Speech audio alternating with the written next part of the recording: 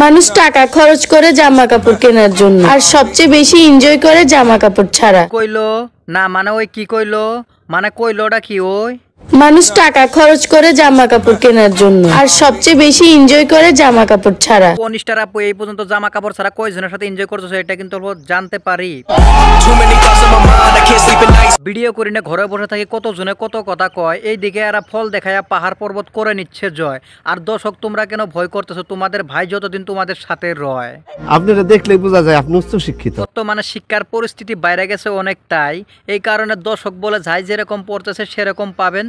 তাই এই কারণে লড়ারি যারা পড়াকে ভেবে নিচ্ছে তারাই এনার মতো 12 ভাতারি হয়ে যায়। ছোট্ট একটা স্বপ্ন আমার। তো দেখি আপু কি স্বপ্ন, আমি যদি অল্প পুরা করে দিতে পারি। 6-7টা বাচ্চা হবে, আর সবার বাবা আলাদা আলাদা হবে। ওই আবার ভিডিওটা প্লে করতো।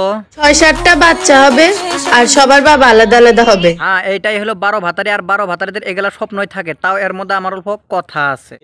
হইলো কি, উনি যে বললো ওনার 6-7টা বাচ্চা লাগবে আর বাচ্চার বাবা হবো আলাদা আলাদা। তো বাচ্চার বাবা আলাদা আলাদা হোক এটা নিয়ে কোনো আমার মাথা ব্যথা নেই। কারণ হলো একটাই, সব ঝাড়ের বাঁশ কিন্তু এক সমান হয় না। কিছু কিছু ঝাড়ের বাঁশ গায়েডালা অল্প মোড়া থাকে। সেই বাঁশটা দিয়ে যদি আপনি আপনার ঘরের খাম দিতে যান, তাহলে কিন্তু যদি ঘরে খুঁড়ি দিতে যান, তাহলে কিন্তু বাঁশটার কিন্তু পরিমাণ মতো কিন্তু গাতও থাকা লাগবে। কালকে রাতে পাইছিলা না মজা? কিসের মজা? তোমার বাসি তো ছোট, তোমার বাসি তো ছোট।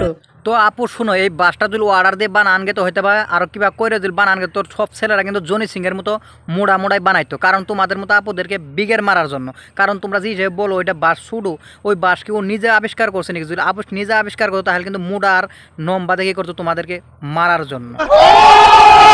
আমি যখন থেকে রুশ করা আরম্ভ করি না তখন থেকে মেয়েটা অশ্লীলতা করে। আর এখন আমি বড় হয়ে গেছি, আমার ছোট ভাইও বড় হয়ে গেছে, তখন কিন্তু মেয়েটা অশ্লীলতা করা বদ্ধ করে নাকি।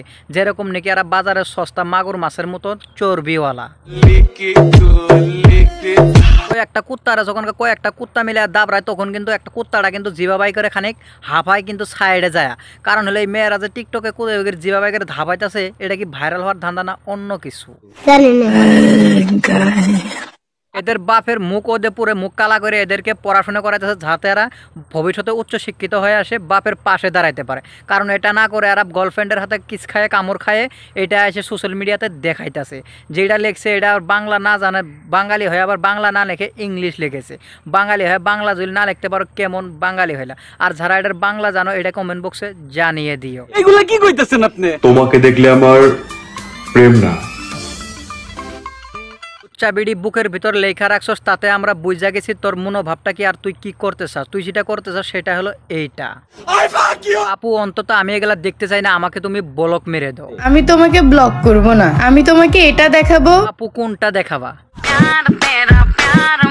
বর্তমানে এগুলা দেখার মতো উচিত আমার নাই আপু। বর্তমান আমি গ্রামের মানুষ বলে বাচ্চা আছে। এখনকার বয়ফ্রেন্ডরাই সব লুটে নেয়, আর জামাইরা তো পায় শুধু অভিনয়ের চিৎকার। এদের মতো টিকটকারদের সস্তা কথা শুনলে মনে হয় যে এরা পিনিকে আছে, হয়তো বা নিশায় আছে। নিশা না খাইলে এগুলা কথা কখনো বলতে পারে। যখন গাঞ্জা খায় নেশায় থাকে তখন কিন্তু এগুলা ভিডিও ছাড়ে আর এগুলা কথা বলে। যখন আবার নিশে কেটে যায় তখন কিন্তু ভিডিওগুলো ডিলিট করে দেয়। আর এরাই আবার রমজান মাস আসলে হিজাব পরে ভালো হয়ে যায় রে ভাই।